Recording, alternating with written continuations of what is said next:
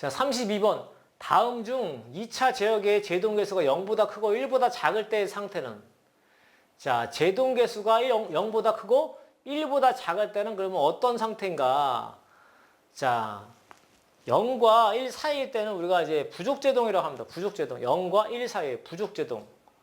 그게 이제 가장 이제 일반적인 형태고, 델타가 1일 경우는 임계 상태라고 그러죠. 예, 델타가 1보다 클 때는 과제동이라고 하고, 델타가 0일 때는 무제동이라고 한다. 그렇게 우리가 명명을 한다. 그런 얘기예요. 그럼 제동계수가 0보다 크고 1보다 작을 때니까 이제 부족제동이 되겠죠. 예. 나머지 부분들도 확인하셔야 됩니다. 돌아가면서 문제를 내는 거죠. 예. 예, 여기서 보시면 2차 제역의 전달함수에 대한 부분들을 이제 또 추가를 해놨는데요. GS가 S제곱에 더하기 2의 델타 오메가 NS의 오메가 N 제곱분의 오메가 N의 제곱의 형태가 됐을 때 이거를 우리가 이제 2차 제역의 전달함수 일반 형태로 표현을 한 부분이고요. 그래서 특성방 정식은 이제 분모니까 분모가 S제곱 더하기 2의 델타 오메가 N의 S 더하기 오메가 N의 제곱은 0이다. 그렇게 이제 표시를 하고 우리가 지금 근을 구해봤더니 근이 이런 형태로 되더라. 이제 그런 얘기죠. 예, 이걸 뭐 근의 공식으로 구하면 되겠죠.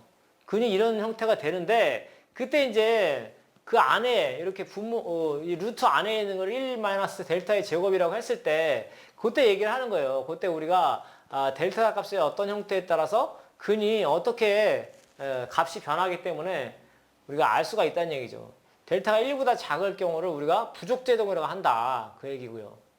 1보다 작으면 어떻게 돼요? 그러면 요 식에 대해서 이 루트를 풀 경우에 이제 어떻게 값이 결정이 되느냐. 그죠? 예. 부족제동일 때는 결국에는 허수항이 살아있다는 얘기죠. 임계일 때는 이게 0이 되니까 어떻게 돼요? 허수항이 없어지죠? S는 마이너스 오메가 N의 형태가 되는 부분이고요. 이 델타가 1이니까. 그 다음에 델타가 1보다 클 때, 델타가 1보다 클 때는 어떻게 되는가? J가 결국은 1 마이너스 델타 제곱에 J가 앞으로 빠져나오니까 J가 없어지는 형태, 이런 형태가 되더라. 이게 과제동의 형태다. 이제 그런 얘기를 하는 겁니다. 과제동이다. 델타가 0일 때는 실수분 없어지고 허수부가 남는다. 델타가 0일 때는 무제동이다. 그런 얘기죠. 그래서 이 기본식의 형태에 따라서 결국은 우리가 부족제동식을 기본식이라고 봤을 때 그때 이 형태에 따라서 델타 값을 어떤 값으로 정하느냐에 따라서 이게 부족제동이냐 임계제동이냐 과제동이냐 무제동이냐를 우리가 알 수가 있겠더라. 그런 얘기고요.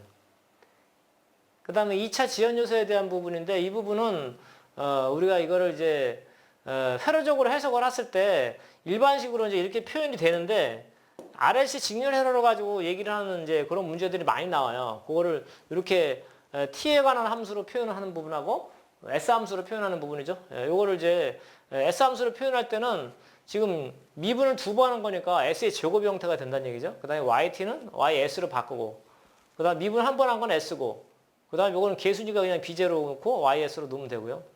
그래서 이렇게 정리를 해가지고 우리가 이제 라플라스 트랜스폼을 통해서 또는 우리가 이제 이 미분, 2개 미분이냐 1개 미분이냐 미분에 따라서 이렇게 S를 바로 이제 바꿀 수가 있는 거예요. 바꿔서 표현하게 되면 이런 형태의 문제들도 자주 나오더라. 이제 그런 얘기예요. 이거를 이제 T에 관해서 주어진 부분들을 S에 관해서 식으로 표현하는 그런 개념의 문제들이 많이 나온다. 이제 그 얘기죠. 이렇게 전달함수 형태로 이렇게 바꾸게 되면 지금 아까는 이제 T에 관한 함수를 표현한 부분이고는 지금 S에 관한 함수를 표현한 거죠. 그랬을 때 우리가 RLC 직렬 회로를 모델링을 해가지고 이렇게 구성을 해보면 자, 이 형태가 이 바로 여기서 나오는 GS 형태가 일반식으로 표현한 이제 GS 형태가 된다는 얘기죠. 비교를 할 수가 있는 겁니다. 그래서 RLC 직렬 회로가 시험에 자주 나와요. 가장 이제 보편화된 이런 2차 제역의 문제이기 때문에 간단하죠? 해놓고 보니까 뭐 별로 어려운 거 없습니다. 그 다음에 지금 이제 GS가 입력분의 출력의 개념이니까 요거를 이제 T의 함수에 관한 부분들을 이제 전달함수, S의 함수로 바꿀 때는 이제 어떻게 되느냐. 그랬을 때 결국은 이제 이렇게 정리가 되는 부분을 이제 알 수가 있겠더라. 그런 얘기죠. 이거는 우리가 어떻게 알 수 있느냐. 전압은 임피던스와 전류를 표현할 수가 있잖아요. 그죠? 요거는 이제 임피던스와 전류를 표현하고 전류를 약분하면 이렇게 되는 거예요.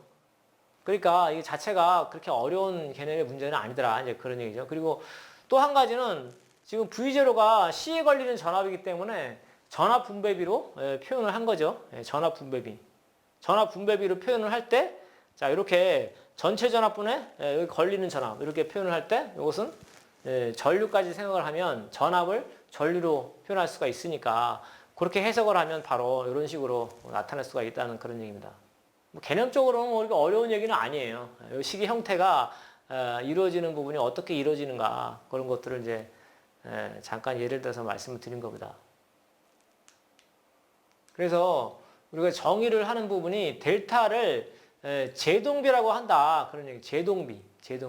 이 델타 값에 따라서 얼마만큼 이제 안정이 빨리 되느냐, 안정이 늦게 되느냐, 계속 진동을 하느냐, 이제 그런 것들이 결정이 되더라. 이제 그런 얘기죠. 그래서 이 제동비라고 우리가 얘기를 하는 부분이고, 앞에서 살펴봤던 부분이 제동비 또는 뭐 감쇄계수 이렇게 얘기를 하는 겁니다.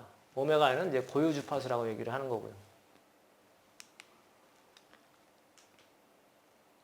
자, 그 다음에 뭐 시정수에 대한 부분도 있겠죠. 시정수에 대한 부분, 뭐 그런 것까지. 여기서는 이제 T가 우리가 이제 지금 T는 뭐예요?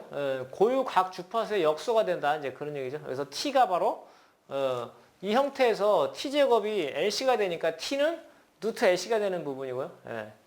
뭐 L회로하고 C회로 같은 경우 우리가 1차 제어계에서는 시정수로 표현할 수가 있는 부분이고요.